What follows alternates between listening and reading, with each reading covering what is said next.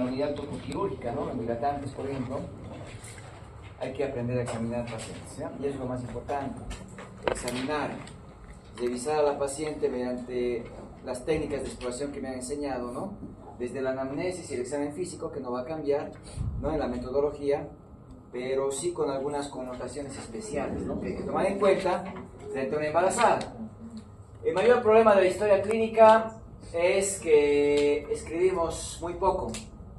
Lo van a entender cuando lleguen al internado, porque ahí realmente el que hace la historia clínica son ustedes.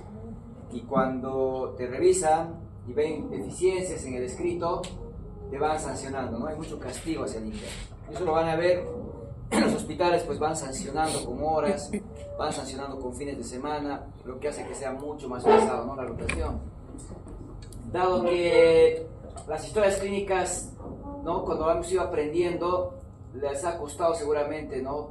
Poder escribir con buena letra, el poder plasmar, ¿no? Lo que ustedes preguntan en un escrito, lo que examinan en un escrito, y eso al principio cuesta.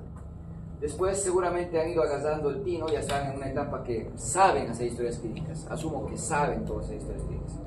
Y vamos, ¿no? Mejorando, vamos perfeccionando, ¿no? El escrito.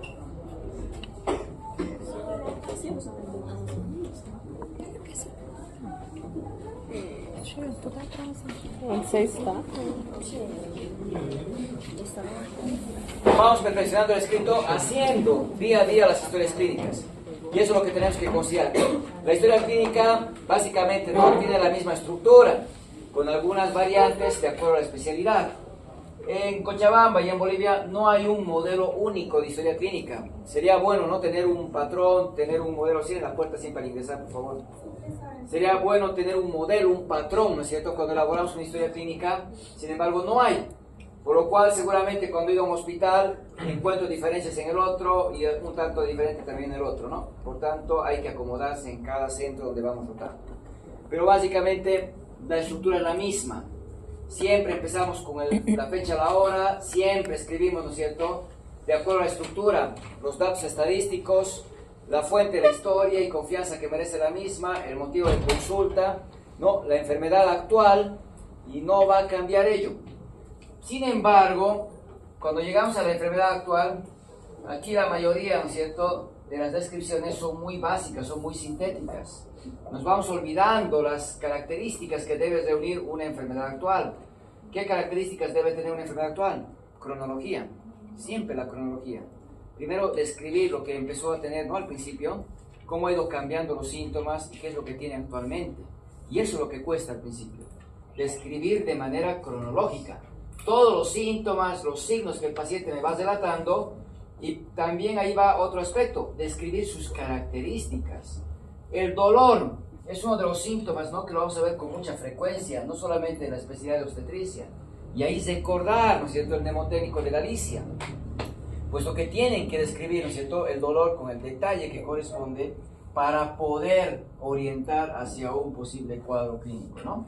Ahí hablamos del inicio, ¿no?, cómo empezó el dolor, de forma súbita, de forma insidiosa, dónde está localizado. Muchas pacientes vienen con dolor provocado por un cuadro, ¿no?, de amenaza de aborto, de amenaza de parto pretérmino, de trabajo de parto. Pues ahí será importante la localización, ¿no?, en el hipogastrio, por la ubicación que tiene el útero, ¿no? Pero también la paciente puede tener diferentes cuadros, urinarios, digestivos, respiratorios, y también puede tener dolor en diferentes regiones, ¿no? La irradiación que tiene ese dolor, el tipo o el carácter que corresponde.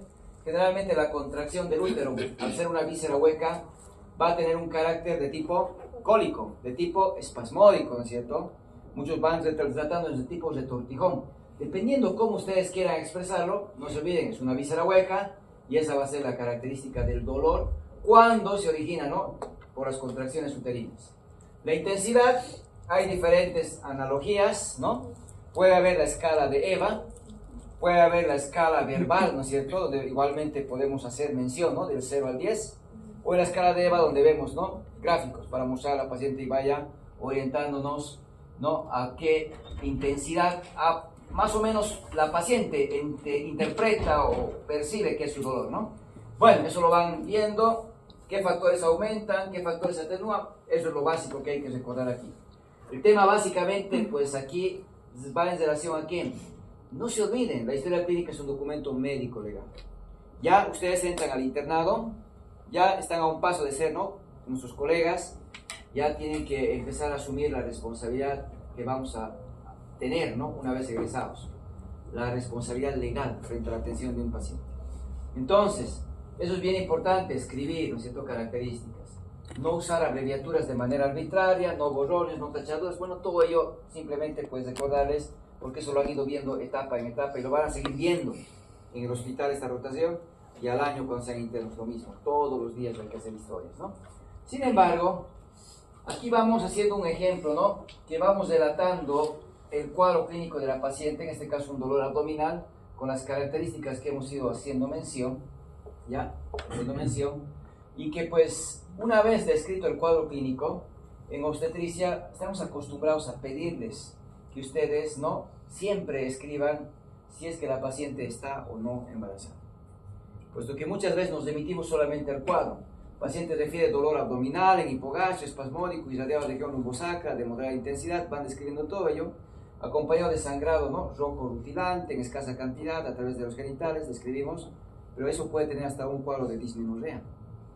Puede haber dolor y puede haber sangrado que la paciente pueda estar presentando, pero cambia la connotación cuando yo hago mención si la paciente está embarazada, porque ahí tengo que pensar que el sangrado y el dolor pueden obedecer a una causa obstétrica, ¿no?, además de las causas ginecológicas que las vamos a ir viendo en el capítulo de hemorragias, ¿no? Entonces ahí es bien importante, describimos todo el cuadro clínico que la paciente nos va relatando, pero en el párrafo final debemos registrar si la paciente está embarazada. Y ahí el tiempo del embarazo. Que la paciente nos lo pueda relatar en meses, lo podemos anotar así, pero recordando que en obstetricia nosotros no podemos hablar de meses, hablamos de semanas, pero eso lo vamos a plasmar en diagnóstico. Por tanto, aquí no hay mucho problema de colocar meses o semanas, dependiendo de lo que la paciente lo refiera. Hoy en día la mayoría ya nos habla de semanas, porque muchas ya acuden a la ecografía, ya es más fácil el acceso, ¿no?, al control médico, ya es más, ¿no?, la posición de la paciente que asume, ¿no?, el tiempo de embarazo en semanas. Pero en algunos casos todavía seguimos teniendo ese relato en meses, sobre todo, ¿no?, cuando vienen del área rural. Bueno, un aspecto, describir el embarazo, el tiempo del embarazo que la paciente, ¿no?, se ha contado, se ha calculado, pero también, ¿no es cierto?, describir si la paciente siente que el bebé se mueve, si percibe los movimientos del feto. Esto en la anamnesis, luego vamos a corroborar en el examen físico, ¿no? Y luego tenemos que reportar este dato importante que a veces nos olvidamos.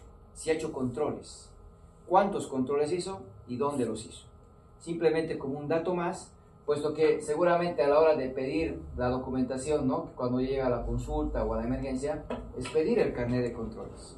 Y ahí vamos a tener toda la información, pero igual, ¿no es cierto?, tenemos que registrarla en esta pequeña sección que hace referencia, ¿no?, al relato de la enfermedad actual, ¿ya? Muchas pacientes no traen el carnet, habrá que anotarlo. Muchas no hacen el control, llegan directo al nacimiento, habrá que anotarlo, ¿no? Pero son los datos que no pueden faltar en una enfermedad actual. Ya después, ¿no es cierto?, cada cuadro es distinto, cada cuadro lo vamos a ir conociendo en el transcurso, ¿no?, de este semestre. Antecedentes, no va a cambiar, antecedentes personales, sean patológicos, no patológicos, antecedentes familiares, no va a cambiar todo lo que han aprendido. Pero sí vamos a dar mucho énfasis a esta sección, los antecedentes gineco-obstétricos, que también lo han aprendido, ¿no?, considerando que en toda mujer siempre registramos este antecedente, ¿no?, como uno de los últimos antecedentes. Ahí, ¿no?, simplemente vamos recabando información que va a ser importante para poder reconocer e identificar algunos factores de riesgo que podamos tener, ¿no?, con la paciente. De ahí, seguramente, dentro de la evolución empezamos describiendo, ¿no?, la menarca o la menarquia, que sería, ¿no?, a qué edad la paciente empezó a tener el sangrado menstrual, ¿no?, a qué edad empezó a tener la menstruación. Y bueno, es un aspecto importante. ¿A qué edad generalmente se presenta? 11 a 13 años. Puede haber pacientes que tengan un inicio mucho más temprano, 7 años, por ejemplo. Y ese dato es un factor de riesgo importante. una menarca precoz, vamos a ver más adelante, que es riesgo por la exposición a las hormonas, ¿no es cierto?, a algunas patologías, como el cáncer de mama, como el cáncer de ovario, cáncer de endometrio, que pueden, ¿no es cierto?, asociarse a la menarca precoz y a la menopausia tardía, por ejemplo, donde el tiempo de exposición a las hormonas es mayor que la población general. Entonces ahí va la importancia que lo van a ir viendo en el camino, de que esa información que es incómoda a algunas pacientes, ¿no?, para que me la relate de manera libre, pero pues es importante, ¿no?, a la hora de recabar esa información. No estamos acostumbrados a anotar la telarca, que sería, ¿no?, el inicio del desarrollo de la mama. Generalmente a los 10 años, ¿no?, empieza a ver el desarrollo de la mama. Ni la pubarca, que es el desarrollo del vello púbico, ¿no es cierto?, que también va acompañando a ese cambio, ¿no?, de la pubertad que vamos a observar en la paciente. Generalmente en las historias que van a ir tratando, pues menarca, después de la menarca pasamos a describir la menstruación, pero siempre tenemos que recordar que puede ser, ¿no es cierto?, en algunos centros necesario, ¿no?, poder escribir lo que mencionamos, la telarca y la pubarca, que son datos también que están incluidos en ginecobstétricos. Si vamos a describir la menstruación, es importante saber si son ciclos regulares, con qué frecuencia, los días de duración del sangrado y si van asociados o no a dificultad, que muchas veces la paciente lo asocia al dolor, ¿no es cierto?, las dismenorreicos. Y eso hay que describirlo de manera correlativa, ¿no? Después de ello, describimos la fecha de última menstruación. Ahí está permitido la abreviación del FUM o el UPM, ¿no?, último periodo menstrual o fecha de última menstruación, está aceptado. En nuestro medio utilizamos bastante la abreviatura de FUM. Sea uno u otro está permitido, ¿no?, se acepta. Y este dato me va a permitir reconocer, ¿no es cierto?, el hecho de que si la paciente está presentando, ¿no?, una menorrea o una falla menstrual. Por ejemplo, si estoy con una paciente con 22 años, tiene la edad fértil, donde los ciclos menstruales son regulares, y me dice que la paciente ha tenido su menstruación el 15 de enero del 24, ¿qué estamos reconociendo? ¿Mi paciente estará con amenorrea? Sí, porque hemos dicho 3 meses, ¿no es cierto? Y esa amenorrea, ¿a qué me tiene que orientar en una mujer en edad fértil? Sin embarazo. ¿Era un signo de presunción, probabilidad o certeza?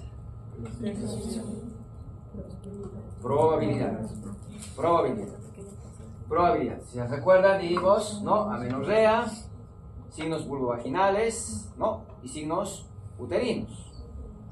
Probabilidad. Entonces aquí pienso que la paciente está cursando probablemente un embarazo, ¿no es cierto? Y tengo que pensarlo así. Sin embargo, puede no ser la única causa que la paciente pueda provocarle, ¿no?, la menorrea. Puede no, hemos dicho, hay varias causas que hay que investigar. Pero lo primero que pienso es embarazo. Ya, signo de probabilidad de embarazo. Pero ¿qué pasa si la paciente ya sabe que está embarazada? Ya conoce que está embarazada, porque se ha hecho una prueba de embarazo o porque ya por el mismo tamaño, no estamos hablando ahorita de cuántos, de alrededor de los 6 meses. Ya es lógico, ¿no es cierto?, que a esa altura la paciente ya sepa que está embarazada. Entonces ahí no hay mucho problema de poder ya conocer un embarazo, hasta clínicamente, ¿no es cierto?, no solamente con el laboratorio. Entonces, ¿para qué me sirve este dato? Me va a servir para hacer cálculos. 1, la edad del embarazo, la edad gestacional. Y resulta que si hace que esté embarazada, ahora tengo que calcular con este dato la edad gestacional. ¿Se acuerdan que habíamos dicho? Hay 3 métodos para calcular la edad gestacional. ¿Cuál es el más confiable? Ecografía del primer trimestre. No tengo la ecografía del primer trimestre. FUM. Y el FUM pues me va a servir para poder estimar, ¿no?, justamente la edad del embarazo con los cálculos que vamos a hacer al final del capítulo. Pero para que yo confíe en este FUM, también tiene que haber requisitos. 1, lo más básico, que la paciente recuerde la fecha. No es lo mismo que me diga, creo que ha sido a mediados de enero, entre el 15 o el 20, doctor. No me sirve. Si la paciente me dice el 15 de enero del 2024, a ese dato sí que puedo creer. Primero, que recuerde. Segundo, que tenga ciclos menstruales regulares. Porque si tiene ciclos irregulares, no me sirve. No me sirve ese dato. Y tercero, que no haya consumido anticonceptivos hormonales 3 meses antes del último sangrado menstrual que está debido. Las hormonas alteran la menstruación. Entonces, esos tres pilares son importantes para poder, ¿no es cierto?, confiar en este dato. Si la paciente no se acuerda su FUN, dijimos, o no lo vio, pues la clínica, dijimos, ¿no? Medir esa barriga, medir la altura uterina, que es el peor método. Pero si no tengo ecografía, si no tengo fecha de una menstruación que la paciente recuerde o que no vio la menstruación, o que estaba con la menorrea de lactancia, habíamos dicho, ¿no? Recurro a la clínica, porque no tengo otro método. Entonces, a partir de ello, calculamos la edad gestacional, pero también voy a hacer otro cálculo que solo lo anotamos cuando la paciente está embarazada, ¿no? La fecha probable de parto. Y la fecha probable de parto es un aproximado, ¿no?, para el nacimiento. Para ello vamos a ser sistemáticos, vamos a ser ordenados, utilizando reglas. Y aquí tenemos que aprender tres reglas. Las reglas de Naegeli, las reglas de Wall y las reglas de Pinart. Considerando entonces que tres reglas las voy a conocer, pero una la tengo que utilizar de manera cotidiana. Y esa es la que está en la pizarra. Las reglas de Naegeli. Entonces hay tres reglas. Naegeli, Wall, Pinart. ¿Cuál voy a utilizar? Naegeli. Sin embargo, las que utilizamos, ¿no es cierto?, en cuanto al cálculo son estas dos, Naegeli y Wall. Pinart no la utilizamos. Pero hay que conocerlas como parte del aprendizaje, ¿no? ¿Qué nos dice la regla de Naegeli para el cálculo? Primero, hay que reconocer o identificar la fecha de última menstruación de manera adecuada. ¿A qué me refiero? Cuando hablamos de la fecha de última menstruación, es el primer día del sangrado del último ciclo menstrual que la paciente ha presentado. Y eso tiene que estar bien claro, porque a veces la paciente nos da el dato en base a la comprensión que ella ha tenido. ¿Cuándo ha sido su menstruación? El 25 de marzo del 2024, doctor.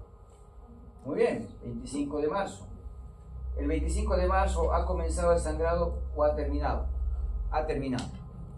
Entonces no me estaba dando un dato, ¿no es cierto?, correcto. ¿Y cuándo ha comenzado? El 17. Entonces ahora sí, ¿no es cierto?, he podido reconocer el verdadero, ¿no?, dato que debería haberme anotado, ¿no? La verdadera fecha de última menstruación. Y eso siempre es importante, reconocer o identificar el primer día del sangrado del último ciclo que la paciente ha presentado. En este caso, 17 de marzo del 2024. A partir de este dato, ahora yo quiero calcular la fecha probable del parto. La regla de Naegeli me dice, hay que sumarle 7 días y hay que restarle 3 meses. Y le vamos a sumar un año, sí corresponde. No es de rutina todos un año, sí corresponde. Entonces, 7 días más 17, 24. Marzo menos 3. Febrero, enero, diciembre. 24 de diciembre. Me estoy pasando a otro año. Por tanto, tengo que sumarle 25. Un año. No, ¿verdad? No es de rutina. Corrija. ¿Qué se ha dicho hace rato? No es de rutina. Sin embargo, a veces nos llega el mensaje. Más 7, menos 3, más 1. Es que el año solo sí corresponde. Si estoy en marzo en mi menstruación y llego hasta diciembre, estoy dentro del mismo año. No tengo por qué sumar de rutina. Porque si le sumo de rutina como lo estaba haciendo, ¿a qué estoy llevando? Que el embarazo dura más de un año. Pero eso pasa cuando nos centramos en hacer, ¿no es cierto?, de manera cerrada, de manera sesgada. Es decir, a mí me han enseñado más 7, menos 3, más 1. No, más 1 sí corresponde. Y en este caso no corresponde, porque estoy dentro del mismo año. ¿Listo? Entonces, 24 de diciembre del 2024. Pero esto no es un reloj. Y eso es muy importante, ¿no es cierto?, hacer entender a la paciente. Señora, estamos calculando que el nacimiento está aproximadamente para el 24 de diciembre de este año. Puede adelantarse un poco o puede retrasarse otro poco. No se olviden ese dato que es un cálculo. Es que resulta que muchas veces le viene el mensaje: señora, tu hijo nace el 24 de diciembre. Si no nace esa fecha, tienes que venir porque tienen que operarte. Y llegan con ese chip, ya viene así grabado. Doctor, me han dicho que debía nacer ayer. y tienen que operarme hoy. Y nadie le va a sacar de la cabeza que tiene que operarse, porque le va a pasar algo a su bebé. Y no se quieren, no es cierto, entender, porque ya le metieron la información de que el niño ya debía haber nacido. Y no es así. Eso es un aproximado. No se olviden que aquí viene que agarrado de un concepto que lo tienen que aprender. ¿A qué denomino embarazo de término? 37 semanas cumplidas. ¿Hasta? 41 semanas cumplidas con 6 días. Hasta ahí hago de término. Porque cuando cumpla 42 semanas, mañana este embarazo de 41.6 ya no es de término, es postérmino o embarazo prolongado, ¿no es cierto? O embarazo prolongado. Es que un día, ¿qué le va a hacer? Un día hace la diferencia, como estamos viendo ahora. Entonces aquí llamo pretérmino. 22 semanas cumplidas, 36.6. Tengo internado en mi sala un embarazo de 36.6 hoy día. Mañana es 37. Mañana es de término. Si hoy estaba internada como amenaza de parto pretérmino, mañana se la tengo que dar de alta. Porque no tiene ya sentido que la tenga en el hospital. Porque ya puede iniciar el parto, que inicie el parto. Entonces cambia, ¿no es cierto? Mi diagnóstico cambia mi conducta de un día a otro. Razón por la cual, si bien la OMS, y eso lo vamos a ver adelante, me define el pretérmino como el embarazo menor a 37 semanas, 18 semanas es menor a 37 y no es pretérmino. Si nace el niño antes de 22 semanas, ¿cómo se va a llamar? Aborto. Es que nos han enseñado todo el tiempo 20 semanas. Ya ha cambiado, ¿no es cierto? Desde hace muchos años, ya no hablamos de 20, ahora hablamos de 22 semanas. También lo vamos a ver en su momento. Pero ¿por qué vamos empezando con esto? Porque si yo estoy haciendo un cálculo, pues no es exacto, no es un reloj, no todas nacen en la fecha como está ahí explicado, considerando que el niño puede nacer a las 37 semanas, 38, 39, 40, 41, un día, 2 días, 3 días, 4 días, tengo un amplio rango de margen para que el niño nazca. Entonces, esa es la razón por la cual siempre es importante considerar. Es solo un cálculo. No es preciso, no es exacto con todas las pacientes. Pero sí me interesa que nazca como de término para que no haya complicaciones, no haya morbilidad. Un embarazo postérmino tiene la placenta calcificada, tiene poco líquido, la insuficiencia placentaria tiene riesgo, ¿no? A que el feto se me olvide. Vuelva en una semana. No puedo hacer eso. El niño va a venir muerto. El feto se puede morir en un tiempo. Entonces yo no puedo mandar a la casa. 42 semanas se interna y se induce un parto. 37 a 41 semanas hay que esperar que empiece el parto. 22 a 36.6 si está con contracciones, no tiene que nacer, es un pretérmino. Hay que evitar que nazca. Porque no está maduro. Porque el mayor problema son sus pulmones que se van a colapsar si no hay surfactante. Entre otras complicaciones. Entonces cambia el pronóstico, cambia la conducta de acuerdo a la edad. Y partamos de aquí, porque los diagnósticos lo van a hacer en base a esta pequeña explicación.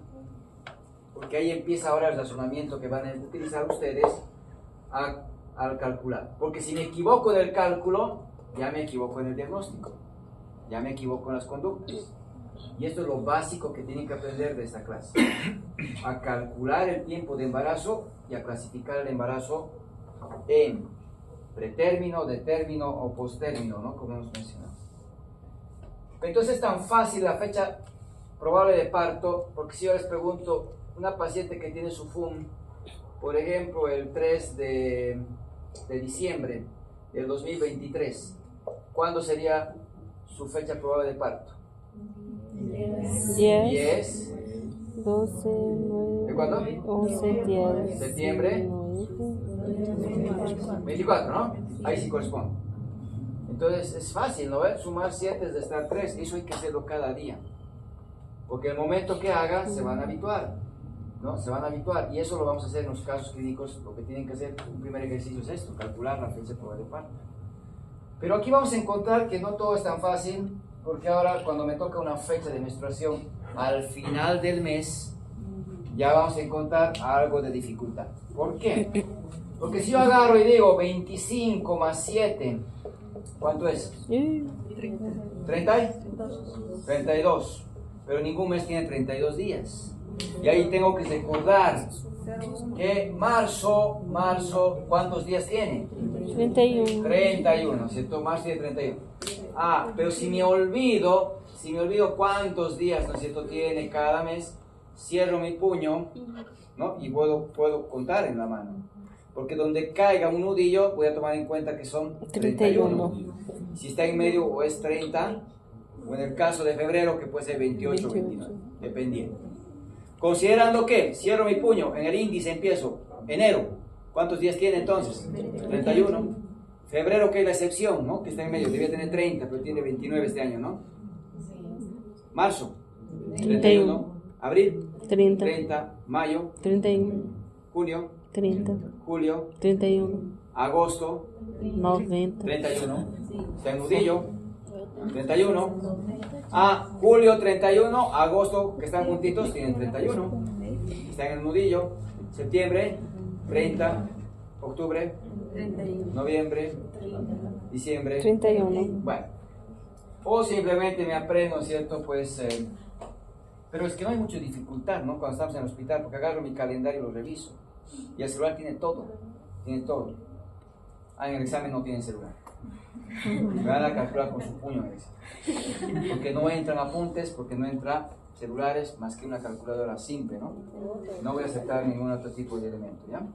Entonces voy a recordar esa técnica si es que me olvidara, ¿no? Si es que me olvidara.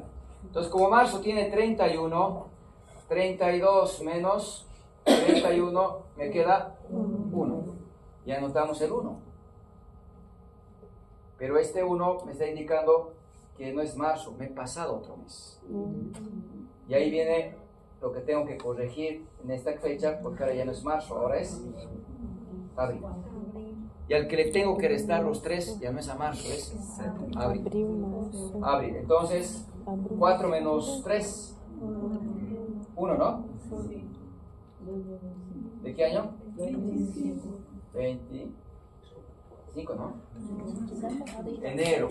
1 de enero del 2025. Es que ahora ya me va a dar un poco de dificultad cuando me toque, ¿no? Al fin del mes. A ver. ¡Pum! 26 ya de enero del 2024. ¿Cuándo es su fecha probable de parto de esta persona? 31. 2. Calculen, avisen. 2.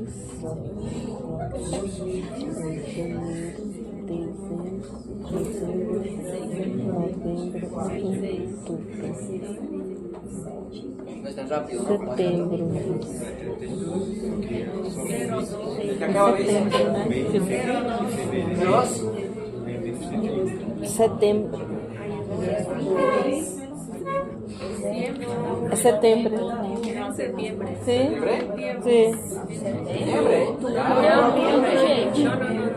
Uai, janeiro, dezembro, novembro. ¿Noviembre? Mas não é menos 3?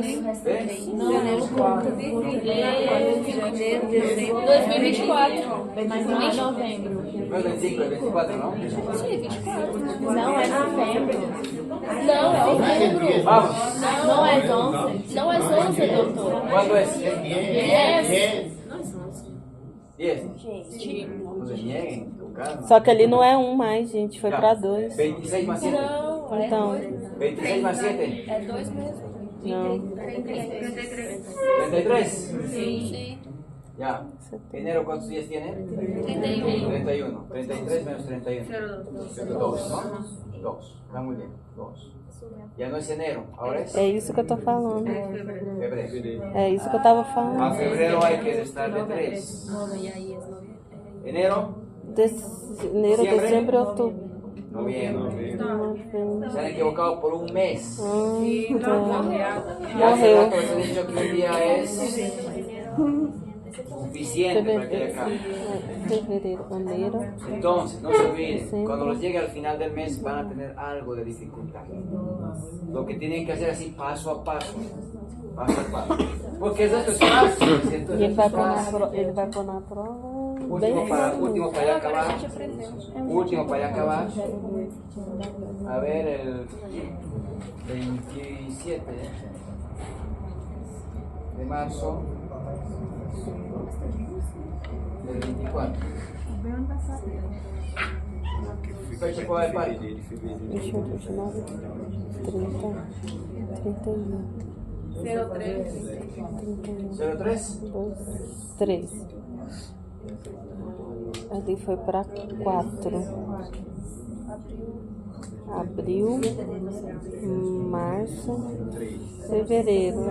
7 ou 3? Abril, março, fevereiro. Eu quero ver, né? 7? Fevereiro. 17. Ya. No, ¿Enero? ¿En qué mes? fevereiro. ¿Febrero? Não. Janeiro, porque vai pra 4, tira 3. Isso. Ahí dice febrero. 25. 4 abril, março, fevereiro. 27 más 7. ¿Cuánto? 34. ¿Cuántos días tiene marzo? 31, ¿no? Menos 31. Bueno, vamos por pasos. 3, muy bien, 3, ¿no? No es 7. 3. Ya no es marzo, ahora es abril. Habría que restar 3, ¿no? Enero 2020. Muy bien. Ahí está, ¿ya? Probablemente la mayoría ya está ubicando, pero todavía escucho alguna voz disonante. ¿Qué tienen que hacer? Practicar. Practicar, ¿ya? La mejor manera de aprender es haciendo y practicando. Bueno, entonces una vez que ya tienen la fecha probable de parto, tenemos un aproximado que eso hay que recordar. ¿Con cuál regla hemos calculado? Regla de Naegeli. La regla de Wall también se la puede utilizar. Es muy raro, ¿no? El colega que te va a decir calcula con Wall, ¿ya? Pero no hay ningún caso que yo pueda utilizar o no. Es preferencia les he dicho, ¿no? Son reglas. Y si la Naegeli utiliza la mayoría es porque quiere utilizar esa regla, ¿no? No hay un estudio que me diga cuál es más certero, más lejano. No. La regla de Wall, en lugar de sumar 7, le suma 10 días. En lugar de sumar 7, le suma 10 días, ¿ya? Y le resta 3 meses y le suma un año en caso de. La diferencia es, en lugar de sumar 7 días, le suma 10. Seguimos hablando del primer día del último sangrado menstrual. Pinar. ¿Por qué no se utiliza pinar? Porque calcula, es igual que, similar a Wall, ¿ya? Más 10 días menos 3 meses. Pero calcula del último día del sangrado menstrual. Y la menstruación es variable. Hay pacientes que pueden tener sangrado menstrual 3 días, otros 4, 5, 6, 7. Entonces, como tiene un rango, ¿no es cierto?, variable, la mayoría no lo utiliza. Y eso es lo que tienen que considerar. De las 3 reglas que estamos mencionando, pueden usar de manera indiferente Naegeli o Wall. Pero, ¿qué es lo que vemos en nuestro medio? La mayoría, por no decir todos, ¿cuál utilizamos? Naegeli. Acostúmbrense a utilizar Naegeli. Lo que no quiere decir que Wall no sirve. Son reglas, nuevamente insisto, ¿no? Son reglas. Bueno, eso hay que hacer. Calcular la fecha probable de parto. Después de calcular la fecha probable de parto, ¿qué sigue?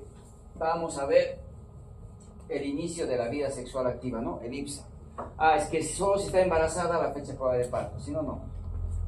IPSA, inicio de vida sexual activa. Abreviatura también aceptada, ¿no? Este acrónimo se acepta. Inicio de vida sexual activa. ¿A qué edad empezó a tener actividad sexual? Número de parejas sexuales, lo propio, ¿no? Esto es bien importante considerando el contacto o el número de contactos sexuales para ver riesgo, nada más, ¿no? Riesgo. Anticoncepción o métodos de planificación familiar. Bueno, aquí vamos a ver si la paciente utiliza algún método de anticoncepción. Puede ser dispositivos intrauterinos, como la T de cobre, métodos de barrera, puede ser hormonas, sea el implante, sea oral, sea inyectable, lo que la paciente utiliza, ¿no? Y si lo está utilizando, ¿desde cuánto tiempo atrás? Recordando que, por ejemplo, la té de cobre se recomienda, ¿no?, su uso por un periodo de 10 años. 10 años. Pero hay quienes le dicen, ¿no?, 5 años retírátelo, otros 7 años retírátelo. Es que la té es la misma y te sirve 10 años. Es más, la SNACS nos dice 12 años deberíamos utilizarla. Ahora, hay pacientes que llegan, ¿no?, con periodos de mucho más tiempo, 16 años, están con la té y nadie le orienta cuándo debe sacárselo. Y hemos tenido que sacar con ese periodo de 16 años. 16 años no sirve la té, ¿no es cierto? Entonces el riesgo de embarazo estaba ahí. No se embarazó, bueno, pues fue su suerte, ¿no? Pero ahí muchas veces no les avisan cuánto tiempo debe durar. Hormonas, siempre la exposición a hormonas por periodos prolongados es riesgo. La hormona siempre es riesgo.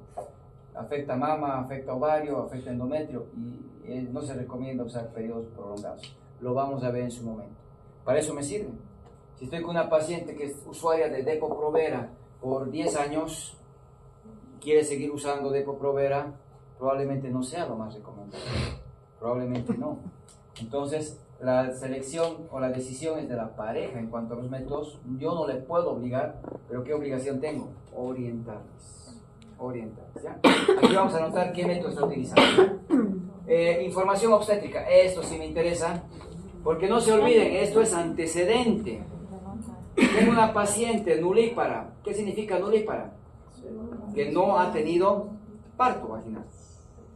¿A qué llamo primigesta? Primer embarazo.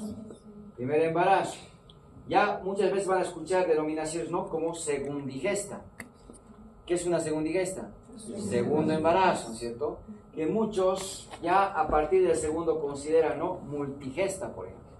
Es decir, que ha tenido varios embarazos. O pueden hacer denominaciones, ¿no?, segundigesta, tercigesta, por ejemplo. Sin embargo, esa denominación la utilizamos para poder, ¿no es cierto?, entender si la paciente está cursando, ¿no?, un embarazo o más. Y cuando hablamos de paridad, hablamos de los partos vaginales, ¿no? Nulípara, multípara, cuando hacemos referencia a los nacimientos, ¿no?, por vía vaginal. Entonces, pero aquí me interesa la fórmula obstétrica en relación, a ver, tengo una paciente primigesta que está haciendo su control. ¿Cuántos embarazos previos ha tenido? Ninguno, porque este es el primer embarazo. Mi información obstétrica, ¿qué va a ser? Gestas 0, para, así decimos, ¿no?, para 0, no hay partos vaginales. Cesáreas 0 y abortos 0. Y todo es 0, porque el embarazo actual no incluye en antecedentes. El embarazo actual lo vamos a incluir en diagnóstico, abajo.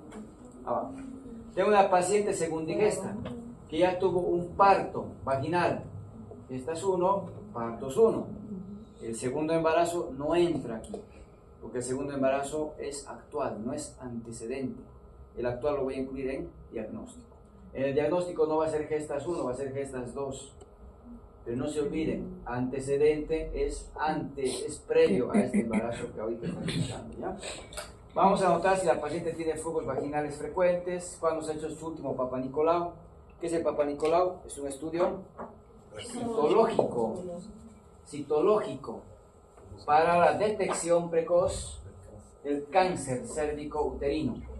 Secundariamente me va a determinar el estado hormonal, si hay flujo vaginal, si hay una infección, ¿no es cierto?, icomoniasis, por ejemplo, o si hay una vaginosis, ¿no?, que pueda reportarse.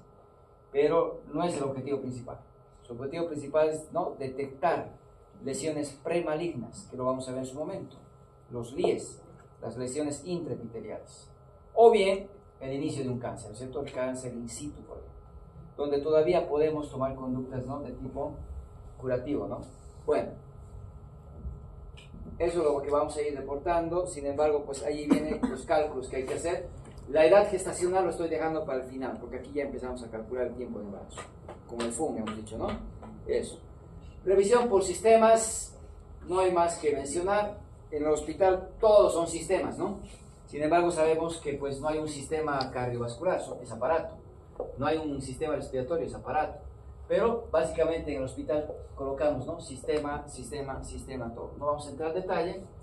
Si la paciente está con un dolor en el abdomen, producto de las contracciones del útero, ¿corresponde a qué aparato o sistema? Genitourinario. ¿no? En este caso, el aparato reproductor, ¿no es cierto?, que corresponde al útero, por lo cual colocamos lo mismo que nos han enseñado, lo referido en la enfermedad actual. El resto, pues, colocarán sin particular si corresponde, ¿no? O si hay algún síntoma que el paciente les relata, anótenlo. Examen físico no cambia, examen físico general, examen físico regional, eso no va a cambiar. No más que hay que acordarse de que hay que examinar a la paciente, ¿no?, desde la cabeza a los pies, hay que describir mamas, esto se olvidan mucho, y en mamas, ¿no es cierto?, hay cambios, ¿se acuerdan? Mamas turgentes, hemos dicho, ¿no? Red venosa de Haller, hemos dicho. Hiperpigmentación de la areola y el pezón, hemos dicho, ¿no? La presencia de los tubérculos de Montgomery, hemos dicho, ¿no? La presencia de calostro, hemos mencionado también, ¿no?, que puede haber, hemos dicho, durante el embarazo. Entonces, todo ello tendríamos que, ¿no es cierto?, considerar el poder describir en caso, ¿no?, de que esté presente, ¿ya? Mamas, de verdad que vemos historias clínicas de puérperas y un aspecto tan importante como es la lactancia y la descripción de mama no está en la historia. Entonces, recordarles ello. En la parte de abdomen, que aquí vamos a hacer énfasis, porque en la exploración obstétrica, abdomen nos va a mostrar, ¿no es cierto?, varios datos clínicos que son importantes, ¿ya?, que tenemos que considerar entonces a la hora de hacer la exploración. Primero, recordemos que cuando examinamos cabeza, cuello, tórax, me han enseñado un orden: inspección, palpación, percusión y auscultación. Abdomen me han dicho cambia, el orden cambia: inspección, auscultación, palpación y percusión. La auscultación va antes que la palpación y la percusión, pero en obstetricia no lo hacemos así. Yo no escucho después de mirar, ¿no es cierto?, el abdomen. ¿Por qué? Porque viendo este abdomen, yo no sé cómo está acomodado el feto. Yo no sé qué estática tiene este feto. ¿Dónde voy a colocar el transductor de mi ecosoma si no sé cómo está acomodado el feto? Razón por la cual rompemos un poquito esa regla y después de observar empezamos a palpar, ¿no? Y eso es lo que hacemos. Rompemos muchas reglas en obstetricia, probablemente basadas en el hecho, ¿no?, de que para poder hacer una buena exploración pues hay que seguir unos pasos que difieren, ¿no? A ver, la paciente la voy a examinar en decúbito dorsal o supino. En el segundo trimestre y tercer trimestre la paciente ya tolera menos ese decúbito, porque ahora el abdomen empieza a comprimir la vena cava inferior, porque ahora hay menos retorno venoso. Y si mi precarga disminuye, ¿qué va a pasar? Mi llenado ventricular disminuye, mi volumen sistólico disminuye, mi gasto cardíaco disminuye y la paciente empieza a tener una baja de presión.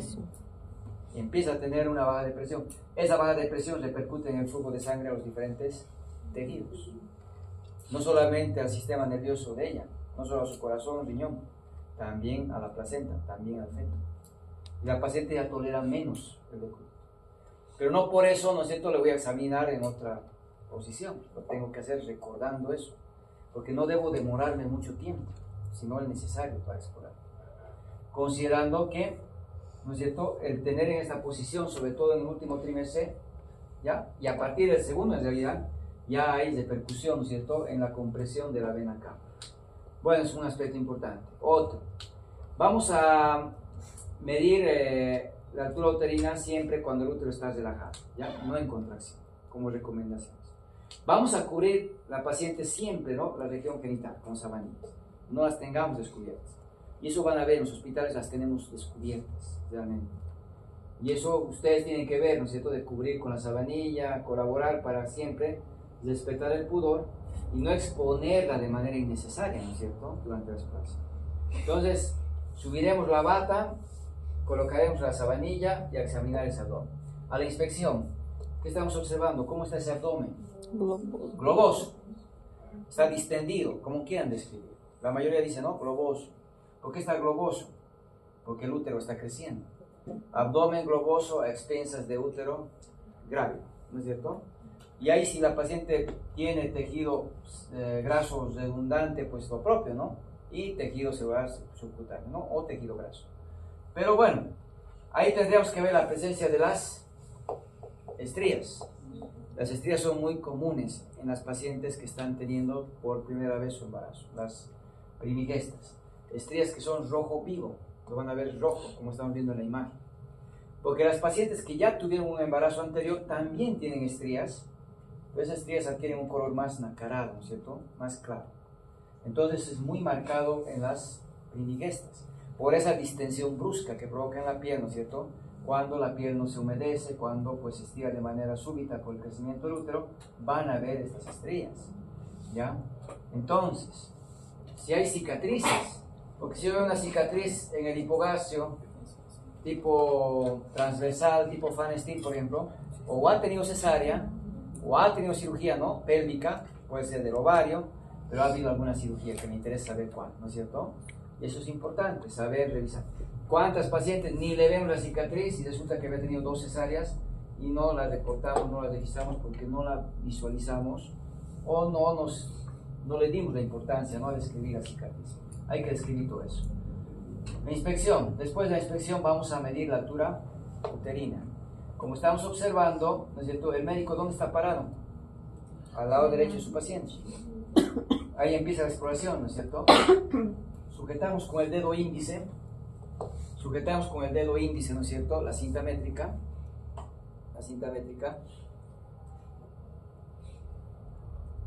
¿Dónde vamos a sujetar? En la sínfisis del pubis, ¿no? Entonces, tocar el borde superior de la sínfisis pubiana es muy importante. Fijamos la cinta con el índice, eso lo tienen que ver en la práctica. La cinta la vamos a agarrar entre el dedo índice y el medio como una tijera y vamos a ir recorriendo, ¿cierto?, la mano para que con el borde cubital choque el fondo del útero. Vamos a ver un video bien cortito, porque lo que tengo que medir es hasta dónde llega el borde cubital de mi mano, ¿no? Y eso lo tengo que hacer palpando, sintiendo dónde está el fondo uterino. El útero tiene consistencia, ¿no?, que la voy a diferenciar palpando con la mano, con el borde cubital de la mano. Hasta ahí voy a medir la altura uterina en centímetros. ¿Para qué voy a medir la altura uterina? Para acompañar el crecimiento del feto, ¿no es cierto?, para ir registrándolo. Me permite calcular, ¿qué hemos dicho?, la edad gestacional. No es el mejor método, pero me permite calcular. Me permite calcular el peso del feto. Y hay reglas que las vamos a ver al final del capítulo. Entonces me ayuda a calcular la edad gestacional y a calcular el peso. Es que hoy tenemos ecografía. Sí, la ecografía nos ayuda. Y de no tenerla, puedo recurrir también a la clínica. ¿Por qué la clínica no es un buen método para calcular la edad del embarazo? Porque el útero puede ser más grande de lo que debería ser para la edad gestacional. Lo que habíamos dicho. ¿Qué hacemos si son 2 bebés? El útero es más grande y me va a dar mayor altura uterina, ¿no es cierto?, que la que debería tener. ¿Qué hacemos si es macrosómico? ¿Qué hacemos si hay polidramios? Me va a dar mayor altura uterina que la que debería tener. ¿O qué pasa si el niño es restringido, si tiene bajo peso?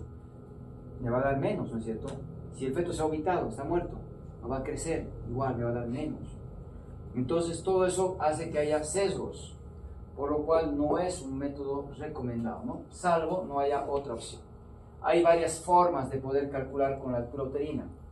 ¿Ya? La de McDonald la vamos a ver al final, cuando calculemos la edad gestacional. Pero hay una forma bien sencilla, la que está en la diapositiva, lo que les había dicho el día de ayer. Si la altura uterina está por debajo del ombligo, ¿no es cierto?, por ejemplo, mide 15 centímetros. Le sumamos 4, ¿cuántas semanas tendría? 19. Si llega hasta el ombligo, hemos dicho 6. Si está por encima del ombligo, 7. Me llega una paciente, estoy en provincia, nunca he hecho controles, no tiene ecografías, no tiene nada. Está con dilatación, de 5 centímetros de dilatación.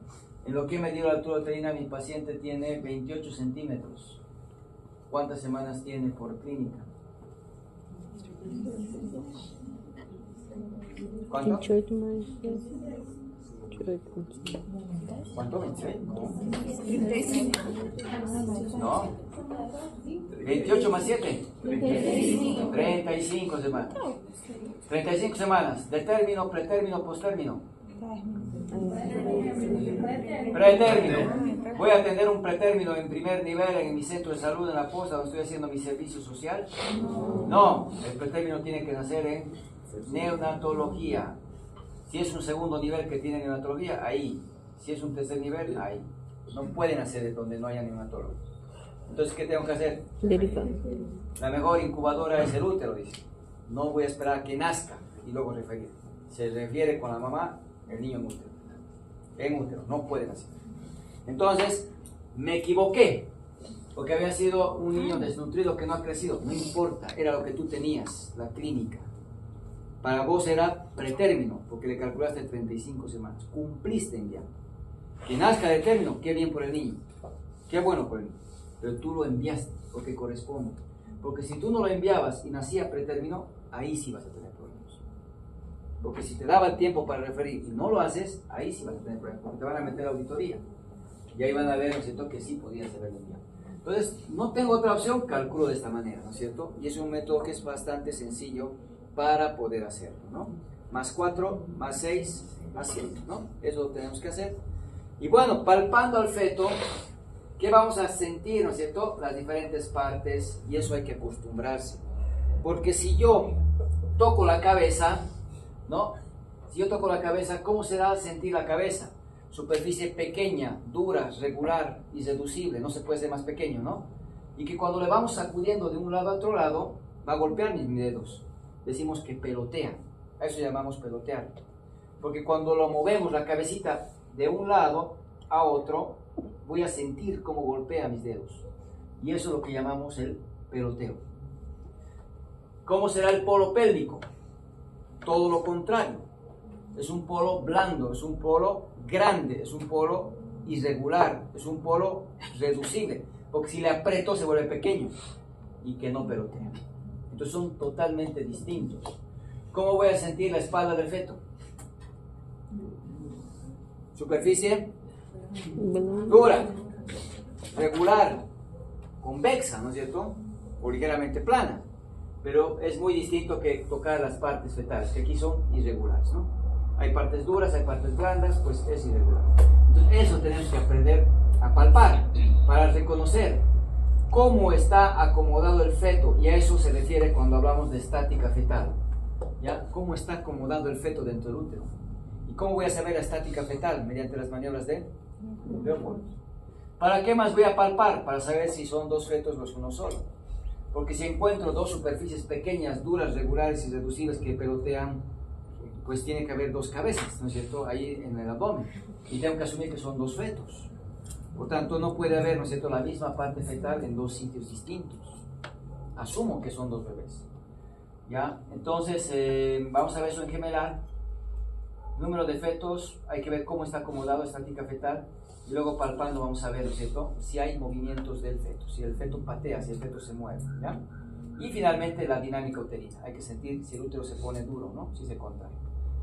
¿A partir de cuántas semanas puedo hacer la medición de altura uterina? ¿A partir de cuántas semanas siento la altura uterina por el pubis? 12 semanas. ¿A partir de cuántas semanas se recomienda hacer maniobras de Leopold? 26 semanas. ¿Las puedo hacer antes? Sí. Pero recomendados 26 porque hay diferencia en las partes que mencionamos. ¿Ya? ¿A partir de cuántas semanas siento que el bebé se mueve? Esto hemos dicho ayer, ¿no? 16 a 20 semanas. Entonces tengo que colocar mi mano en el abdomen, ¿no es cierto?, y sentir si patea, si mueve, ¿no? Pero yo, como médico, debo sentir lo que hemos dicho, movimientos fetales activos. Que el feto se mueva. No que el feto esté flotando en el líquido, ¿no es cierto?, y se vaya desplazando, incluso estando fallecido, ¿no? Entonces, ahí vienen las características que estas las tienen que aprender. Porque a la hora de describir, ¿no es cierto?, a la hora de sentir, tienen que aprender a describir cómo se toca, qué se siente cuando toco la cabeza. Superficie, le hemos dicho, pequeña, dura, regular, irreducible, que pelotea, hemos dicho, ¿no? Entonces, eso tengo que aprender, porque eso me va a ayudar, ¿no es cierto?, a describir, ¿ya? Y ahí viene la estática fetal, y ahí tenemos que aprender conceptos básicos, que son el ABC, ¿ya? Cuando hacemos referencia en obstetricia, no puedo no saber qué es situación. ¿Dónde estás? Situación. ¿Qué es situación? ¿Quién sabe? Hay algunos conceptos que hay que aprender. Situación. Relación. Esa palabra, relación, no puedo olvidarme. Me va a ayudar a definir. Relación del eje longitudinal del feto con el eje longitudinal de la mamá. En este caso, ¿qué situación tendrá el feto? Longitudinal. Su eje mayor del feto está coincidiendo con el eje, ¿no?, mayor de la mamá. Situación longitudinal. ¿Qué situación tiene aquí? Transverso. Transverso. El eje longitudinal del feto, miren, está atravesando de forma transversal, ¿no? Al eje longitudinal de la mamá. En este caso, ¿qué situación tendrá? Oblicuo. Oblicuo. El oblicuo es transitorio, no me preocupa. Las multíparas pueden estar así, oblicuo. Al momento del parto, el feto se va a ir a longitudinal y va a ir al parto. Rara vez se me va a ir a transverso. Rara vez. Entonces, el oblicuo no debe preocuparnos. Pero sí, el que debe preocuparme es el transverso. Porque el transverso no tiene parto. El transverso no va a nacer por parto. Entonces, ¿qué tiene que ser? Cesárea. Es indicación absoluta de cesárea. Me llega a la emergencia, a la consulta o donde me llegue una multípara, ha tenido 7 partos, está con el feto en situación transversa, está con 10 de dilatación, ya se ha abierto totalmente el cuello. ¿Qué voy a hacer con esa paciente? Cesárea. Referirla. La tengo que referir, ¿no es cierto? ¿Por qué? Porque tiene que ser resuelto por cesárea. Es que ya está con 10, ya van a nacer, estoy a 3 horas del hospital más cercano. No importa, tienes que referirla, porque sabes que el transverso no va a nacer. 3 horas es mucho, se puede romper el útero. Peor va a ser que quieras atenderse, lo vas a romper el útero. Tienes que referir. Entonces le vamos a ayudar probablemente administrando un tocolítico, un fármaco que disminuya la intensidad de las contracciones. Nifedipino, 20 miligramos vía oral y va las contracciones disminuidas. Para que aguante, ¿no es cierto?, a llegar al centro de referencia. Más otra cosa no puedo hacer. Lo peor que puedes pensar es que te va a ganar y que van a hacer. Los transversos no nacen, no tienen parto. No tienen parto. Antes de que nazca, ¿qué va a pasar? Se va a romper útero. Se va a morir la madre, se va a morir el bebé. Hay que referir. ¿Ya? Bueno, eso es situación, no se olviden. ¿Qué es posición?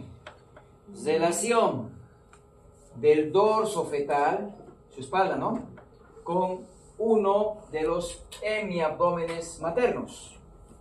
¿Qué posición tiene este feto? Antes de contestarme, escucha el concepto y luego analízalo. Relación del dorso fetal, del dorso, estoy hablando de su espalda, con uno de los hemiabdómenes maternos. Hemiabdomen derecho y hemiabdomen izquierdo en este caso. ¿Qué posición tiene este feto? Muy bien, posición dorso izquierdo. Y eso es lo que tenemos que aprender. A palpar y a reconocer dónde está la espalda. ¿Qué posición tiene este otro feto? Dorso derecho. ¿Dorso? Derecho. Derecho. Entonces ahí va. Es el dorso, ¿no es cierto?, que voy a determinar mediante la palpación dónde está su espalda. Y tengo que saber hacia qué flanco en este caso está yendo, ¿no es cierto?, su espalda. Hacia qué parte del abdomen está yendo, ¿ya? En este caso, por ejemplo, la espalda está aquí. ¿Qué posición tendrá este feto? ¿Dorso? Inferior, muy bien. Porque el concepto está así de clarito, con uno de los hemiabdómenes maternos. Lo voy a dividir en 2 partes del abdomen. Hemiabdomen superior, hemiabdomen inferior. Entonces ahí va el tema, de que no basta con aprender el concepto. Medicina no todo es memoria. Empiecen a utilizar, ¿no es cierto?, razonamiento para poder aplicar frente a los diferentes casos que van a tener. Entonces, el transverso también tiene posición, ¿ya? En este caso corresponde a un dorso inferior, ¿no? Un dorso inferior. Por eso está mal decir la posición es la relación del dorso fetal con uno de los flancos maternos. Es que no siempre está con un flanco. Cuando hacemos la ecografía, van a escuchar decir, no, está difícil ver el corazón porque es dorso anterior. Claro, dorso anterior, dorso posterior también, ¿cierto? Puede haber. Pero en la palpación es muy difícil determinar si es anterior o posterior. Generalmente está inclinado un poco más a la derecha o a la izquierda y es lo que tocamos. ¿Está orientado hacia arriba o está orientado hacia abajo? Eso es lo que tocamos en la palpación, ¿ya? Eso es para empezar a las maniobras de Leopold. Si estos conceptos están claros, me va a ayudar mucho a poder interpretar las maniobras de Leopold, ¿ya? ¿Qué es presentación? Ahora lo que su compañero estaba diciendo hace rato. ¿Qué es presentación? Es la relación del polo fetal que está, es el polo fetal, más bien, es el polo fetal que está en relación con el estrecho superior de la pelvis materna y que es capaz de desencadenar un mecanismo de parto. En este caso, la cabeza está en relación con el estrecho superior de la pelvis materna. Sí. ¿Desencadena el mecanismo de parto? Sí. Hay una presentación cefálica. Es lo que me estabas diciendo. En este caso, el polo pélvico está en relación con el estrecho superior de la pelvis materna. Sí. ¿Desencadena el mecanismo de parto? Sí. Entonces hay una presentación pélvica, que van a escuchar muy comúnmente también hablar de podálica, ¿no es cierto? Es que podálico hace referencia al pie. No sería la denominación más correcta, pero se utiliza. Pélvico o podálico utiliza. Pero no se olviden eso, y por eso hemos aprendido que era el estrecho superior. Si ustedes se acuerdan, digamos promontorio, borde anterior de las alas del sacro, articulación sacroiliaca, ya hemos dado el círculo, ¿no es cierto? Eso es la presentación. Esos conceptos los tienen que tener así bien definidos, bien claros para explicar. ¿Qué es actitud? Es la relación, otra vez la palabra, entre las diferentes partes del feto entre sí. ¿Qué actitud tiene este feto? ¿Cómo está la cabeza en relación al tronco? Dilo, has hecho el movimiento. ¿Cómo se llama ese movimiento? Flexión. Equivocate. Hasta el internado tienes derecho a equivocarte. Lo que no puede ser es que te quedes callado, ¿no es? Porque sabes. Flexión, muy bien. Flexión. ¿Cómo está la pierna en relación al muslo? Flexionado. ¿Cómo está el muslo en relación a la pelvis o al abdomen? Flexionado. Antebrazo con el brazo, flexionado. El niño está flexionado, esa es su actitud. La actitud del feto es de flexión. Es más, sus extremidades superiores están cruzadas, ¿no? Delante del tronco. Están cruzadas. Pero en términos generales, el feto está flexionado, ¿ya? Esa es la actitud del feto, que esté en flexión. No se olviden actitud. En el pase de guardia, ¿qué es tu paciente? Paciente de 25 años de edad, en su segundo día de internación, post cesárea segmentaria tipo Kerr, por presentación transversa, doctor. Ya esa presentación ya te choca. Y te das cuenta, ya no puedes saber conceptos básicos. Y ahí empieza. Definime qué situación. Doctor, la situación es la posición en la cual está el feto. No puedes utilizar una definición con otro término que no corresponde. ¿Cómo voy a definir situación con posición? Si ya saben que posición es otra cosa, ¿no es cierto? Y ahí empiezan los problemas. ¿Qué es posición? ¿Qué es situación? ¿Qué es presentación? ¿Qué es actitud? ¿Qué es variedad de posición? Y te empiezan a preguntar todo. De la estática fetal. Porque esto es lo básico. Lo que les había dicho eso, el ABC. Esto no pueden no saber. Esto no pueden no saber. Esto lo tienen que ver todos los días. Situación, posición, presentación y actitud. Prohibido no saber. Perdón, la definición de actitud, nuevamente, por favor. Relación de las diferentes partes del feto entre sí. ¿No es cierto? ¿Cómo estaba el muslo en relación al abdomen? Hemos dicho flexionado. Pues yo agarro una parte del feto comparado con otra parte del feto, ¿no ven? Bueno. ¿Cuántas maniobras de Leopold hay? 4, ¿no? 4 maniobras de Leopold. Hay una llamada quinta maniobra de Leopold, ¿ya? No hay quinta maniobra. No hay quinta, son 4. Pero aquí llamamos quinta maniobra, si alguien les pregunta, ¿no? A la maniobra de Pinart. Que la vamos a ver más adelante, sin embargo, Pinart, la maniobra de Pinart es una maniobra para ver desproporción cefalopélvica. No es maniobra de Leopold. Pero muchos la consideraban como la quinta maniobra porque es importante para saber si el feto va a poder atravesar la pelvis, si va a poder entrar a la pelvis. Sin embargo, no hay quinta maniobra, ¿ya? Si alguien te pregunta ¿a qué llamamos quinta maniobra de Leopold? A la maniobra de Pinart, que es para ver, ¿no? Si hay desproporción cefalopélvica. Es como cuando nos preguntan, ¿no? ¿A qué llamamos primera vacuna? No me está preguntando cuál es la primera vacuna. Porque si me dijeran cuál es la primera vacuna, ¿cuál es? La BCG. ¿A qué llamamos primera vacuna? Calostro. Estoy dando una analogía, ¿no es cierto?, de importancia. Es que el calostro no es vacuna, ¿no? Pero así lo llamamos. Y así se dice, ¿no? Calostro. ¿Por qué? Por su alto contenido inmunológico. Bien. Entonces igual, ¿ya? Maniobra de Pinar no es maniobra de Leopold, solo hay 4. Y las maniobras de Leopold pues hay que palparlas, ¿no? Hay que palparlas. ¿Cómo va a estar la paciente? En decúbito dorsal hemos dicho, ¿no? Decúbito dorsal. ¿Dónde va a estar el médico? Al lado derecho, ¿no? Aquí veo la imagen. El médico a la derecha, mirando la cara de su paciente, está palpando el fondo del útero. ¿Con qué parte de sus manos? Con el borde cubital de ambas manos, ¿no? Entonces, ahí, si ustedes se dan cuenta, prácticamente con las manos abarcamos el fondo del útero, ¿no? Y empezamos a palpar, ¿ya? Empezamos a sentir el fondo del útero. Si en el fondo del útero yo sintiera un polo pequeño, duro, regular, irreducible, ¿qué parte del feto estoy tocando? Cabeza. Cabeza. ¿Cuál sería la situación del feto? Situación. Relación del eje longitudinal del feto con el eje longitudinal de la madre. Longitudinal. Longitudinal, muy bien. Si toco cabeza, pienso que el feto está en situación longitudinal. Y si toco una superficie amplia, blanda, irregular, reducible, compatible con el polo pélvico, ¿cuál va a ser la situación de este feto? Longitudinal. Longitudinal también. Lo mismo, ¿no es cierto? Lo mismo. Y si siento una superficie convexa, dura, regular, lisa, amplia, compatible con dos del feto. Transversa. Situación transversa.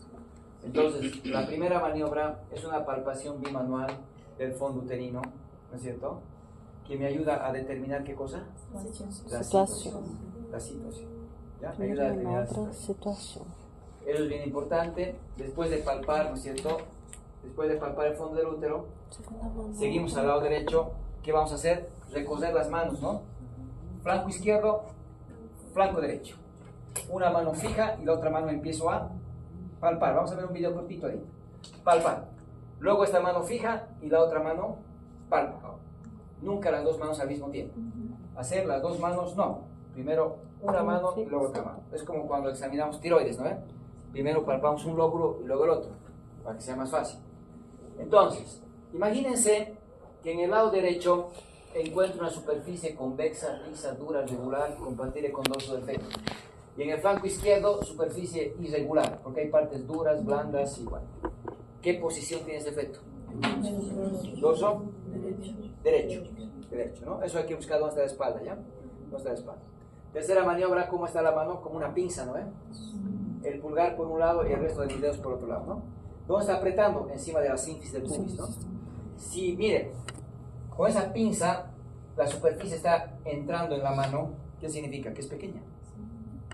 Ahí va a apretar. Si es duro, ahí va a apretar, que no se vuelve pequeño. Ahí va a hacer, ¿qué cosa hemos dicho? El pelo. Peloteo, ¿no es cierto? Voy a empujar a un lado, a otro lado y voy a empezar a sacudir la cabecita.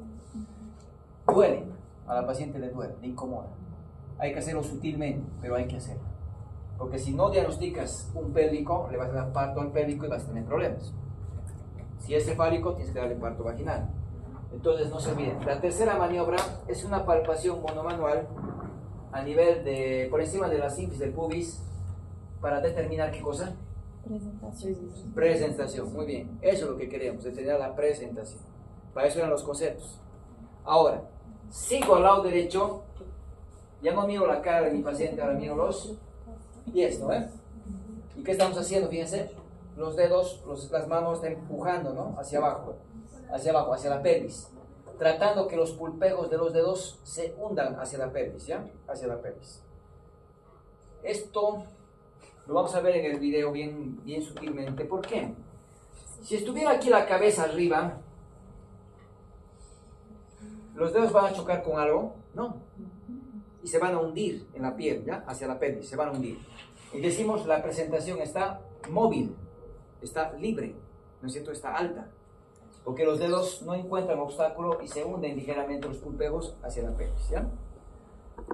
Si la cabecita estuviera más abajo, ahí sí voy a chocar. Mis dedos van a chocar con una estructura dura, ¿no es cierto? Y si empujo, los dedos se van a hundir en la pelvis y esa cabecita que he tocado se va a ir un poco hacia arriba.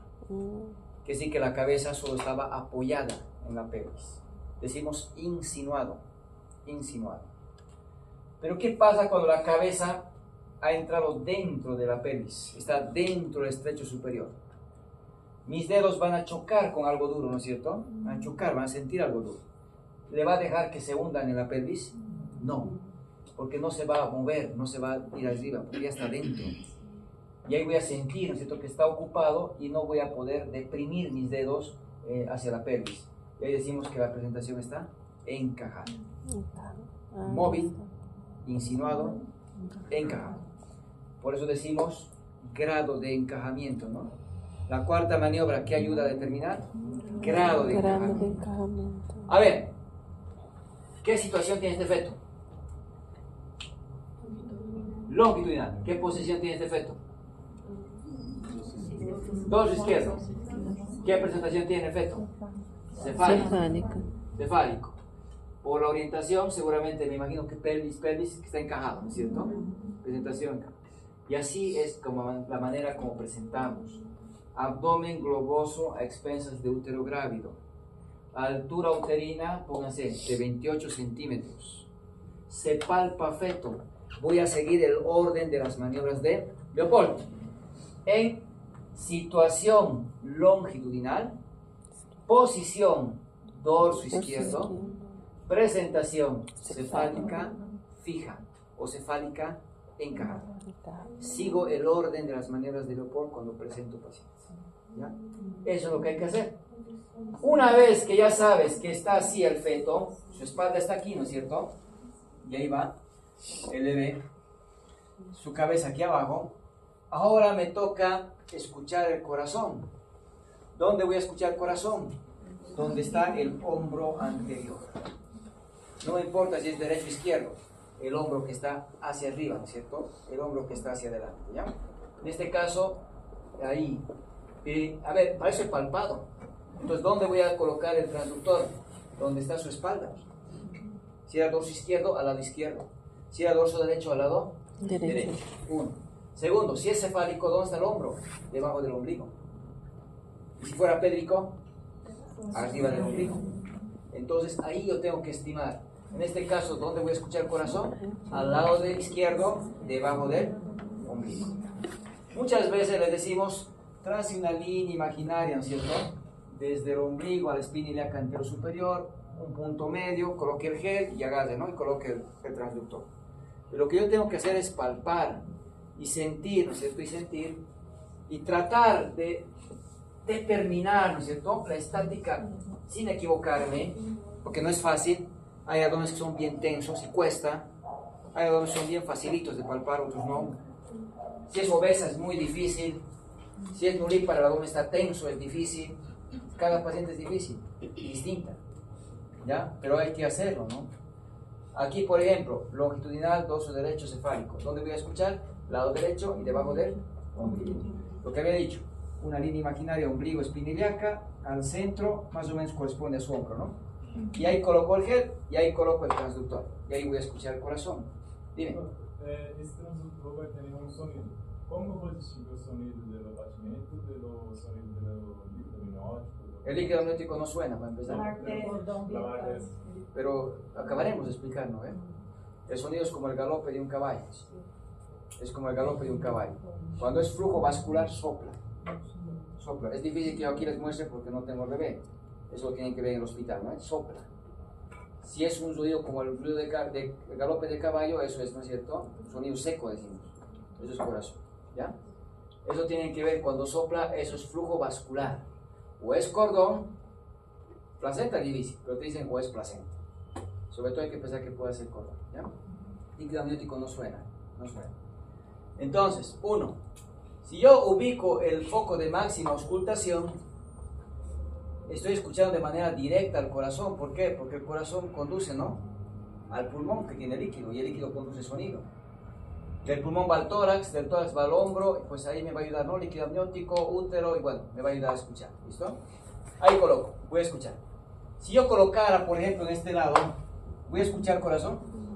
No, pero si angulo, ¿voy a escuchar corazón? Sí, porque estoy dirigiendo el transductor hacia el foco cardíaco. Pero ¿cómo voy a escuchar? Lejos, lejos. Si coloco aquí, ¿voy a escuchar? No. ¿Y si angulo? Sí. Puedo escuchar. Si coloco ahí, no. ¿Y si angulo? Sí. Sí. Pero escucho lejos. En cambio, colocando aquí, está directamente encima del corazón. Y escucho nítido, escucho fuerte. Por eso dice foco de máxima auscultación. ¿Dónde está el foco de máxima auscultación? En relación al hombro anterior, al hombro que está hacia adelante. ¿Cómo encuentro el hombro? Sabiendo dónde está la espalda y dónde está la cabeza. ¿No es cierto? Y ahí van a colocar. ¿Se acuerdan cuando hemos dicho el estetoscopio de Pinar se usa menos? ¿A partir de cuántas semanas? Dijimos 20, ¿no? Pero ya Zara vez lo usa. Zara vez lo ven. Entonces utilizamos ya el ecosoma. Y se acuerdan, les dije, 10 semanas, 8 semanas ya puedo escuchar. Y si le coloco gel encima, ¿no es cierto?, del pubis y coloco el transductor y lo dirijo hacia abajo, seguro que voy a escuchar. Pero ¿qué pasa cuando ya usted palpa el feto con las maneras de Leopold? Ya no puede adivinar, ya no puede a ver si escucha. Tiene que buscar el hombro anterior, ¿ya? Muchas veces no es fácil y lo que hacen, ¿no es cierto?, colocan en el ombligo, van a ver, y empiezan a angular hasta encontrar, que no es lo más correcto. Pero en algún caso se recurre a esa maniobra. Lo más correcto es buscar, ¿no es cierto?, dónde está el hombro, y eso lo encuentro sabiendo dónde está la espalda, ¿ya? Bueno, ¿cuánto es el batimiento del corazón? 110, 160 dijimos, pero nos vamos a quedar con 120, 160.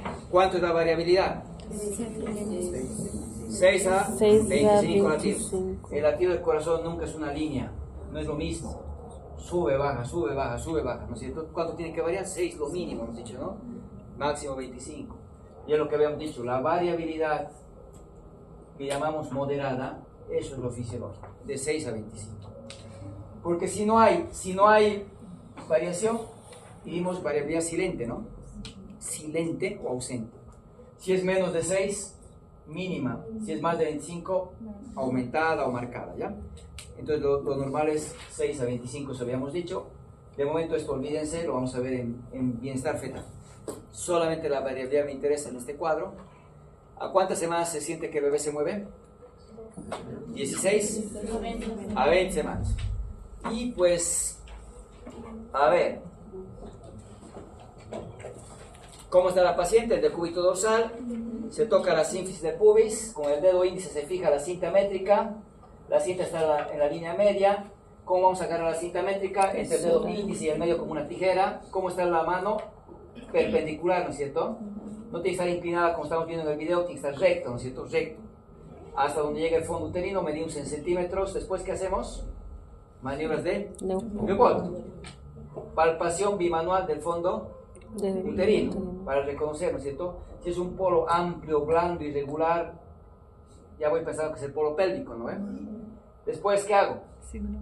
Después de palpar el fondo uterino, recodo las manos a la altura del flanco derecho y flanco izquierdo. Una mano fija y la otra mano palpa. Y miren, se hunde, ¿no es cierto? Se hunde. Hay zonas duras, hay zonas irregulares, ¿no? Ahora esta mano fija y la otra mano palpa. Ahí está reconociendo una superficie dura, convexa. Entonces, parece que está la espalda ahí. ¿Qué dorso tendría? Derecho. Muy bien. Uno por uno. Una vez que hacemos eso, ahora pinza. Toda la mano, ¿no? Y miren, entra toda la mano, entonces es pequeña. Es dura. Es el peloteo. Sacudir de un lado a otro lado. Es el peloteo.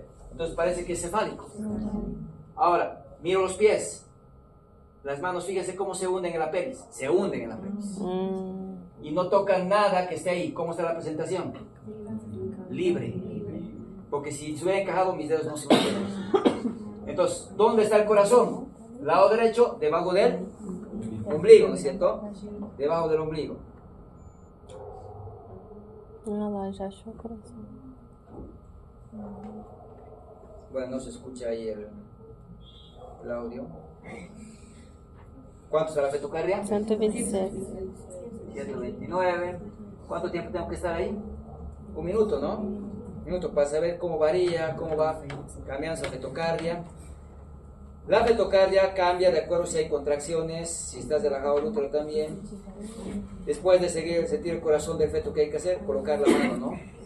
Hay que colocar la mano en el abdomen. ¿Cuánto tiempo se va a quedar la mano en el abdomen? 10 minutos. La mano se queda 10 minutos. Yo tengo que saber si el abdomen se pone duro en 10 minutos y cuántas veces. En un parto, ¿cuántas veces se pone? De 3 a 5 veces en 10 minutos. Siempre controlamos en 10 minutos.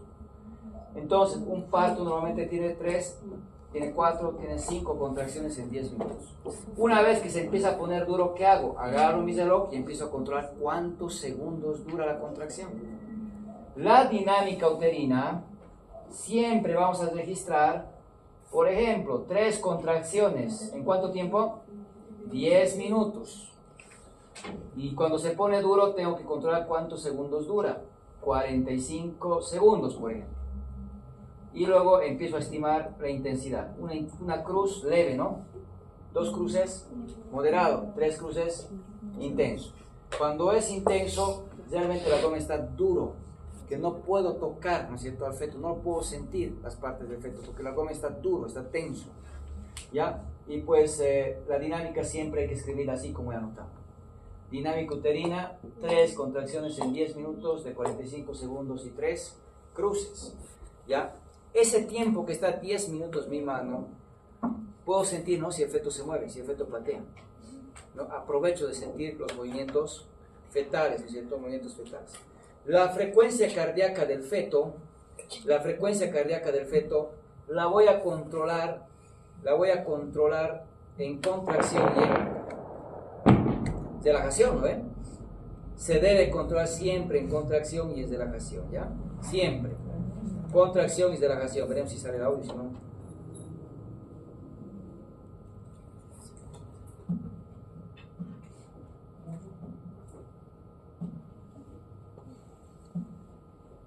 No sale el audio de la computadora. Bueno, entonces van a hospitales y van a empezar a escuchar latidos del feto. No se escucha, lamentablemente. Ya. A ver. Nos falta todavía la segunda parte, ¿no? El lunes vamos a continuar con la segunda parte de ese audio.